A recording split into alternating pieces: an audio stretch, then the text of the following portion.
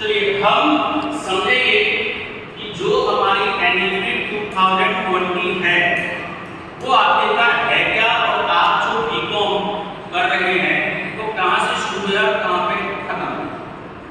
तो एनईपी पहली बार समझ लीजिए, न्यू एजुकेशन पॉलिसी 2020 है। 1986 में जो पॉलिसी थी उसके बाद 34 साल के बाद इसको चेंज करके 2020 में नए सिरे से लागू किया गया। पहले एक ईयर की चल रही थी, अब से 2 साल पहले तक, यानी कि एक साल में एक बार एग्जाम होते थे, अब एक साल में जो है 2 बार एग्जाम होते हैं। ठीक है, उसे कहते हैं सेमेस्टर सिस्टम। तो अब बीए, बीकॉम और बीएससी जो है वो आपकी न्यू एजुकेशन पॉलिसी 2020 के अंतर्गत सेमेस्टर सिस्टम में डिवाइड हो गए, यानी कि हम एक साल में 2 बार एग्जाम देंगे। ये बात क्लियर हो गई। अब जो कैटेगरी डिवाइड है, आपकी कैटेगरी किस तरीके से डिवाइड है, ये आपकी शुरू के 4 सेमेस्टर में चलेगी, यानी कि फर्स्ट टू फोर्थ सेमेस्टर। अब सरकार ने क्या कहा है, सरकार ने ये कहा है, अगर हम बीकॉम की बात करें तो सरकार ये कहती है कि आप सबसे पहले अगर कॉमर्स लेते हैं तो इन्होंने एक सब्जेक्ट बिजनेस ऑर्गेनाइजेशन और सेकंड बिजनेस स्टैटिस्टिक्स के कंपलसरी सब्जेक्ट रखते हैं, जो कि हर एक स्टूडेंट को पढ़ना है, यानी कि 2 सब्जेक्ट सारे स्टूडेंट पढ़ेंगे। ये आपके मेजर सब्जेक्ट है। मेजर सब्जेक्ट मींस कि आपके कंपलसरी सब्जेक्ट है आपकी फील्ड से रिलेटेड। आप बीकॉम कर रहे हैं तो बीकॉम के ये मेजर सब्जेक्ट हो। यहां तक क्लियर है। अब है इलेक्टिव। इलेक्टिव का मतलब सरकार कह रही है इलेक्टिव में एक पेपर आपको दिया कॉमर्स का, बिजनेस कम्युनिकेशन, और फोर्थ पेपर आपको दिया इंट्रोडक्शन टू कंप्यूटर एप्लीकेशंस। अब एनईपी ने ये सरकार ने छूट दिया आपको कि इन 2 पेपर के अलावा, ये तो पढ़ने कंपल्सरी है, लेकिन 2 पेपर के अलावा आप इन 2 में से कोई भी एक पेपर ले सकते हैं। या तो बिजनेस कम्युनिकेशन ले सकते हैं या इंट्रोडक्शन टू कंप्यूटर एप्लीकेशंस ले सकते हैं। ये बात क्लियर है। मैंने आप लोगों के लिए जो सब्जेक्ट चॉइस किया है वो बिजनेस कम्युनिकेशन किया है, क्योंकि ये बहुत इजी सब्जेक्ट है। कंप्यूटर में इंग्लिश में तो मैटर बहुत मिलता है, लेकिन हिंदी में मैटर जो मिलता है उसकी थोड़ी सी लैंग्वेज खटपटी सी होती है, कई बार बच्चे तैयार नहीं कर पाते हिंदी मीडियम के बच्चे, तो उस सब्जेक्ट में थोड़ी सी बच्चों को प्रॉब्लम होती है। ये सब्जेक्ट बहुत इजी होता है, बिजनेस कम्युनिकेशन, तो मेरी नजर में बिजनेस कम्युनिकेशन सब्जेक्ट लेना चाहिए। ठीक है, पिछले साल भी स्टूडेंट्स को दिया, उससे पिछले साल भी स्टूडेंट्स को दिया, बहुत अच्छे मार्क्स लेके स्टूडेंट पास होते हैं। यहाँ तक क्लियर हो गया। तो आपके 3 सब्जेक्ट हो गए। अब बात करते हैं माइनर सब्जेक्ट की। ये था आपका मेजर सब्जेक्ट, ये था आपका इलेक्टिव। थर्ड कैटेगरी है माइनर सब्जेक्ट्स की।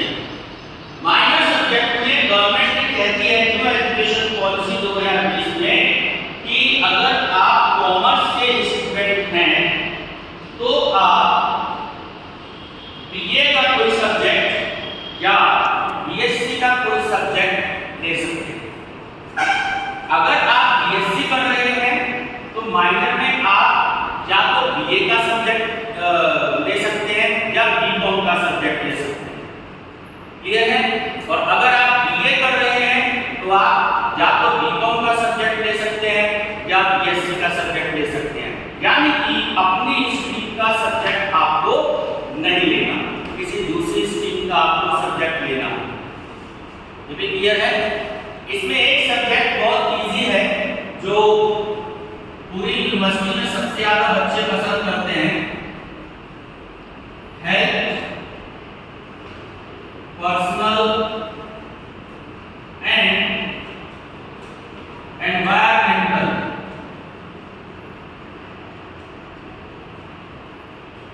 हिंदी इंग्लिश दोनों में इसका स्टडी मटेरियल अवेलेबल है मार्केट में और इजी पेपर आता है।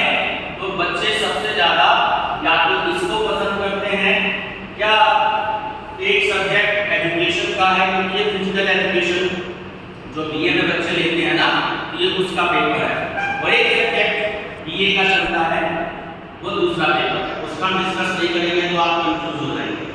ये वाला सब्जेक्ट मैंने आपके लिए चॉइस किया, इजी सब्जेक्ट है, बच्चे अच्छे लेके पास मार्क्स लेके पास हो जाते हैं। ये भी कैटेगरी क्लियर है सबको। अब उसके बाद को-करिकुलर सब्जेक्ट। को-करिकुलर सब्जेक्ट क्या है? को-करिकुलर सब्जेक्ट कुछ जनरल पेपर्स हैं। ये जनरल पेपर्स आपको बीकॉम फर्स्ट सेमेस्टर से लेकर के बीकॉम 6 सेमेस्टर तक सभी आपको सेमेस्टर में पेपर पढ़ने हैं। 6 सेमेस्टर है तो आपके 6 पेपर होंगे। अगर मैं फर्स्ट सेमेस्टर की बात करूं तो फर्स्ट सेमेस्टर में पेपर है आपका फूड न्यूट्रिशन एंड हाइजीन। ये आपका फर्स्ट सेमेस्टर में पेपर है, फूड न्यूट्रिशन एंड हाइजीन। ठीक, सेकंड सेमेस्टर में पेपर है आपका first aid and health. Third semester में पेपर है आपका human values and environmental studies.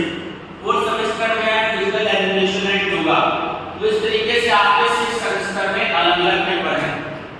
ये बात भी क्लियर है सभी को? 6 सब्जेक्ट कैटेगरी तो डिवाइड है आपके पार्ट में, लेकिन सब्जेक्ट कौन सा हो गया? 6 सब्जेक्ट।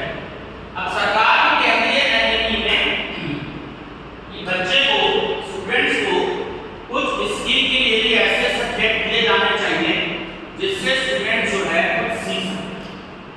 जैसे आप सभी को पता है कि कंप्यूटर आज के फील्ड में बहुत जरूरी हो गया, तो हमने क्या किया है, स्किल डेवलपमेंट के बहुत सारे सब्जेक्ट्स हैं सीसीएस यूनिवर्सिटी में, लेकिन हम जो बच्चों को सबसे ज्यादा सब्जेक्ट देते हैं फर्स्ट सेमेस्टर में वो है सर्टिफिकेट कोर्स इन कंप्यूटर। बहुत इजी होता है, बच्चे बहुत आसानी से कर लेते हैं।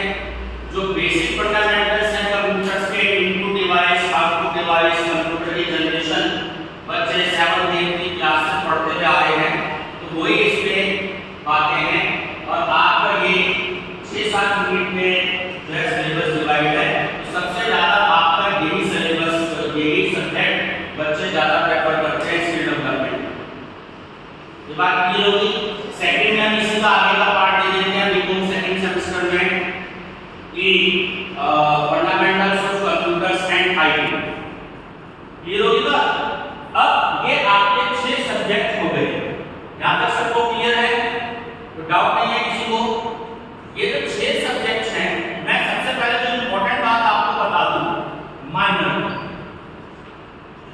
माइनर सब्जेक्ट केवल आपको 2 बार ही पढ़ना है, यानी कि बीकॉम फर्स्ट ईयर में ले सकते हैं या बीकॉम सेकंड ईयर में ले सकते हैं। फर्स्ट ईयर में चॉइस होगी, या तो बीकॉम फर्स्ट ईयर में या बीकॉम फर्स्ट सेमेस्टर में या बीकॉम सेकंड सेमेस्टर में पहला पेपर पढ़ना है। उसके बाद या तो आप अगला माइनर सब्जेक्ट पढ़ेंगे बीकॉम थर्ड सेमेस्टर में या फोर्थ सेमेस्टर में, यानी चॉइस होगी। सेमेस्टर कितने हुए? 4, लेकिन पेपर कितने में पढ़ना है? केवल 2 में। फर्स्ट ईयर में 1 माइनर और सेकंड ईयर में दूसरा माइनर। ये भी बात क्लियर है? उसके बाद 5th सेमेस्टर और 6th सेमेस्टर में माइनर सब्जेक्ट आपका खत्म हो जाता है। फिर आपका यानी कि आप बीकॉम थर्ड ईयर में आ जाते हैं कुछ सेमेस्टर में, तो वहां पर रिसर्च वर्क आ जाता है। ठीक है, यानी कि आपने देखा होगा बच्चे कुछ जो हैं प्रोजेक्ट बनाते हैं, प्रेजेंटेशन बनाते हैं, तो वही चीज आपके यहाँ रिसर्च वर्क में आ जाएगी। उसकी बात हम बाद में करेंगे। आपने एक बात समझ में आ गई, माइनर का कितना रोल होता है। अब मैं आप सबको बता देता हूँ इंटरनल मार्क्स और लीजिएगा, यहाँ पर बच्चों को प्रॉब्लम होती है। हर एक पेपर आपका 100 मार्क्स में डिवाइड है, यानी कि आपके 6 सब्जेक्ट्स हो गए, 100 मार्क्स में डिवाइड हो गया आपका 6 के 6 पेपर। क्लियर हो गई बात? अब इंटरनल मार्क्स क्या है? इंटरनल मार्क्स 25 और 25, दो पेपर आपके हो गए। माइनर की बात करें 25, हेल्थ पर्सन एंड एनवायरमेंटल की बात करें 25, फूड न्यूट्रिशन एंड हाइजीन की बात करें 25। लेकिन अगर मैं स्किल डेवलपमेंट की बात करता हूं, स्किल डेवलपमेंट का पेपर सीसीएस यूनिवर्सिटी नहीं बनाएगी, या पूरे उत्तर प्रदेश में जितनी भी यूनिवर्सिटीज हैं वो नहीं बनाती हैं। स्किल डेवलपमेंट का पेपर हर एक कॉलेज वाले खुद अपना पेपर बनाते हैं और खुद ही कॉपी चेक करते हैं और खुद ही स्टूडेंट्स को मार्क्स देते हैं। ठीक, स्किल डेवलपमेंट यानी कि ये पेपर हम बनाएंगे कॉलेज वाले, यानी कि जो टीचर आपको पढ़ाएंगे वो ये पेपर बनाएंगे। तो 40 नंबर का तो आपका थ्योरी होगा,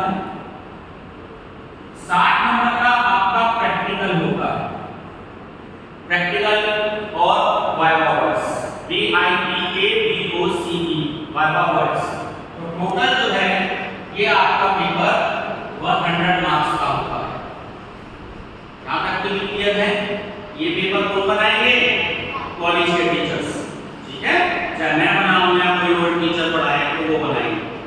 तो इसमें एक चीज याद रखनी होती है कि बच्चे ये सोचते हैं कि ये तो जो है कॉलेज के टीचर्स पेपर बनाएंगे तो इसलिए हम इसमें पढ़े या ना पढ़े, लेकिन ऐसा नहीं है।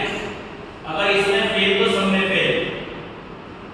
हम 80% से ज्यादा इसमें किसी भी स्टूडेंट्स को नहीं दे सकते।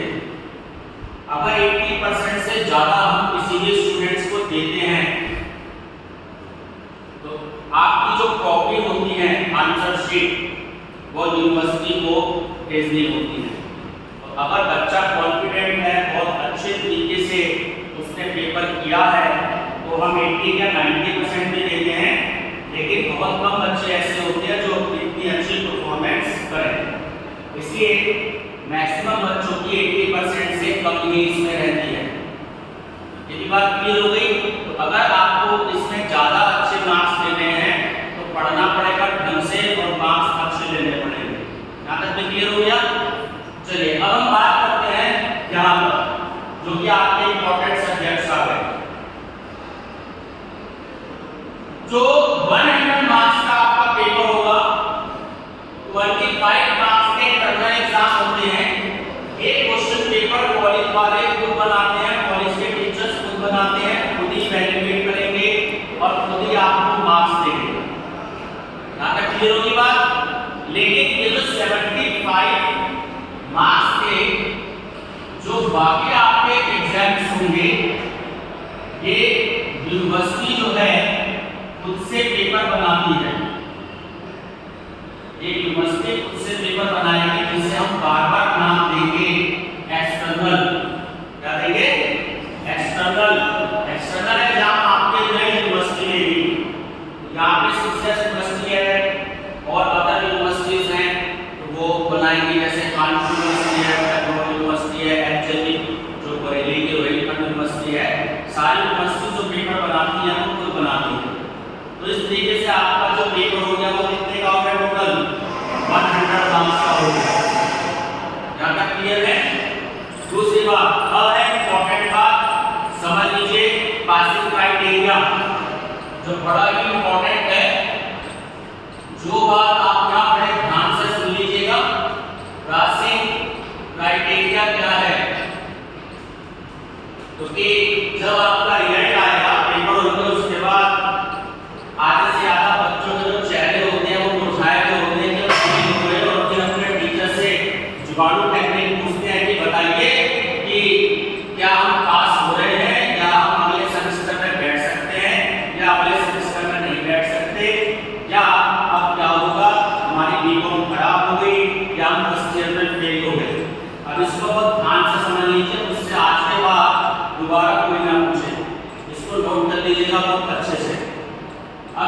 ध्यान से, हमें हर सब्जेक्ट में 33% यानी कि 100 में से 33 मार्क्स मिलने हैं।